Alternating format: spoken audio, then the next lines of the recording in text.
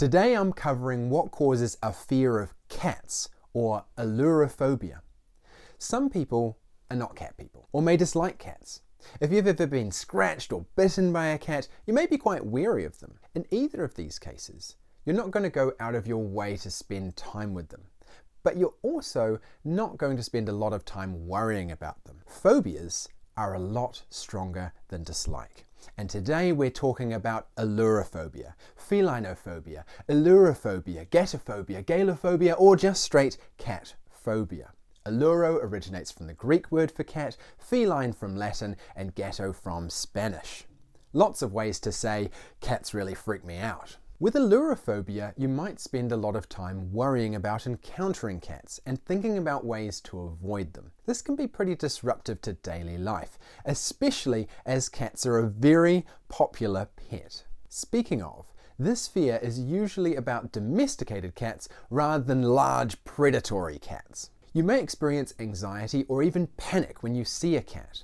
A cat makes physical contact with you, you see a picture of a cat, or even think about or imagine encountering a cat. You may also experience anxiety when hearing sounds associated with cats, like meowing, hissing, yowling, or purring. Maybe this gets in the way of doing some things, like visiting certain friends or family members with cats, or going where cats may be present. Maybe it causes you to move to a building that doesn't allow pets, or you avoid co-workers who won't stop talking about their furry friend. Animal phobias in general are very common, but a specific fear of cats is very rare. So rare that researchers can't even tell us what portion of the population has this particular fear. So what causes the fear of cats? Often people do not know exactly what caused this phobia, though it often traces back to early childhood. Tracing back to very early childhood is commonly the case with phobias, especially animal ones. It's possible that it is a learned fear, with a parent who is afraid of cats modeling this fear.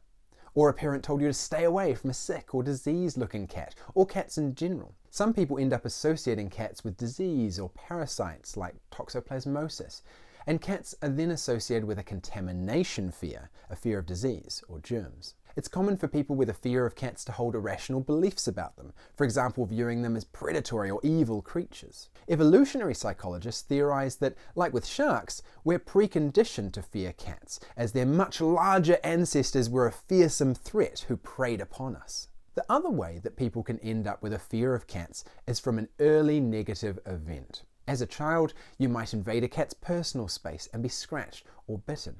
Or you may have observed someone else who was attacked by a cat. Then, the fear was generalized to all cats. People are often under 3 years of age for these kinds of events, and it's common for neither child nor parent to recall it. My wife Becky had negative events growing up with a rather unsociable white cat called Fizzy. Fizzy would bite for no reason, get her claws out and climb her mum's legs when she wanted food, and hide outside in the bushes only to jump out at her or her brothers. Presumably, because of this, Becky's much more wary of cats than I am. I grew up with some lovely experiences of cats. Becky's got some fear around cats, but didn't end up with a phobia. Perhaps because she was already 2 or 3 years old or so by the time she had any of these negative cat experiences. And there was no cat fear modelling by her parents or close relatives. The fear of cats can range from mild to being severely affected, a full-blown phobia. And often people manage their fear with avoidance. You may have been semi-successfully avoiding cats in your life and are watching this video now because a friend, family member or neighbour got a cat, so now it's more of an issue as there's a cat around to trigger you more often. Generally, people are aware that their fears are irrational, that they're feeling intense fear, but that cats are unlikely to cause them serious harm. Though, unfortunately, this awareness often causes additional stress and feelings of shame from holding beliefs that you know are a bit illogical.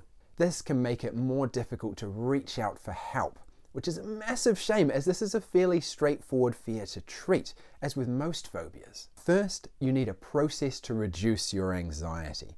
This can be done with a therapist or online. I'll put a link in the description to our amazing online treatment, Anti-Anxiety Academy, where you can learn all the techniques, skills, and strategies to reduce your anxiety and get it down to a manageable level. Now, the second and final stage you need would do what's called exposure treatment. This is where you get progressive exposure to, in this case, cat things. You might even just start with words that remind you of cats, then images, sounds that cats make, videos of cats, then seeing a cat from afar and not moving away, moving progressively closer, then spending time with a known to be friendly cat that belongs to a friend or family member, and so on. Why do you need this?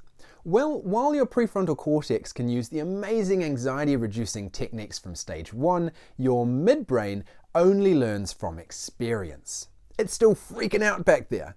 Its adrenal signal is just being blocked by the prefrontal cortex and your new techniques. To not have it react whenever you see a cat, you'll need to have experiences of being near or with cats and being safe. Provide your midbrain with that, and, provided there are no safety behaviors, you'll get the much desired freedom from your phobia of cats. Now, if you're keen to get started on that exposure, the starting stuff can be done right from the device you're watching on. Just click on my video that covers exposure treatment for cat phobia to get underway with that. And if you have any other phobias you'd like me to cover, let me know in the comments below.